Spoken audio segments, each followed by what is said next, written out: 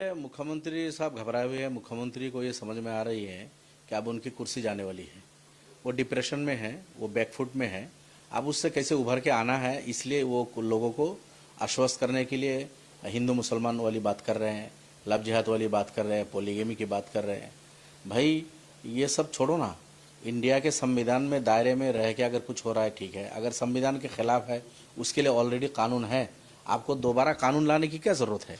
और कोई अगर गलत करेगा, कोई लड़का लड़की अगर गलत है तो उसको सख्त से सख्त सज़ा दिलाने वाला प्रोविज़न ऑलरेडी है, कानून में है। किसी कोई अगर धर्म के लोग किसी धर्म के लोगों को लोभ दे के, लालच दे के, जबरन अगर किसी पे अटैक किया, उसको ले आया, शादी किया या जो भी कुछ किया, तो उसके खिलाफ ऑलरेडी प्रोविज़न है, प्रावधान है। उसके खिलाफ कार्रवाई करने का सख्त हमारे पास कानून है।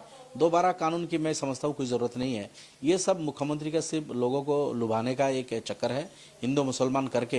ये जो अभी बैकफुट है उससे कैसे उबर सके, इसलिए उनकी पॉलिसी है। मैं समझता हूँ ये नाकाम होंगे।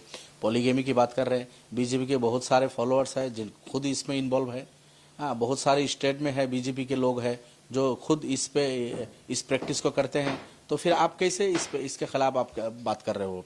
दूसरा ये है कि जो टी ट्राइब्स के लोगों को ज़मीन का पट्टा देने की बात कर रहे हैं, 10 साल हो गया, दे देना चाहिए था। हमारा भी मांग है टी ट्राइब्स के लोगों को चर के ज़मीन को पट्टा दे दो। टी ट्राइब्स के लोग जो लैंडलेस लोग जो आसाम में है, टी ट्राइब्स के हो, मुसलमान हो, आदिवासी हो, जो भी हो, उनको ज़मीन मिलना चाहिए।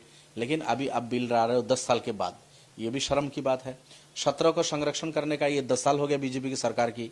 आप नाकाम हो। संरक्षण देना चाहिए, हर कोई चाहता है क्षत्रियों का संरक्षण हो, क्षत्रियों की ज़मीन को आज़ाद कराया जाए। किसी ने तो मुखालफत की नहीं, लेकिन आप ये सब कुछ बावजूद आप नाकाम हो, आप नहीं कर पाया। लेकिन मैं साथ साथ मुख्यमंत्री से आह्वान करूंगा, इन बिलों के साथ एक बिल और लाओ। आसाम में जो वक्फ के प्रॉपर्टी लाखों बीघा ज़मीन लोग दबा के रखे हैं, बेदखल करके रखे हैं, उसको भी आज़ाद करके वक्फ प्रॉपर्टी को वक्फ बोर्ड के हवाला कर दो। और वक्फ बोर्ड को आप करते हैं स्ट्रॉन्ग करके, जिस मकसद से, जिस रीजन की वजह से इन प्रॉपर्टी को वक्फ किया गया था, उस काम में लाने के लिए सुविधा कर दो। ये भी आपकी जिम्मेदारी है। अगर आपके पास हिम्मत है तो वक्फ के प्रॉपर्टी को भी आप आज़ाद करा के वक्फ बोर्ड को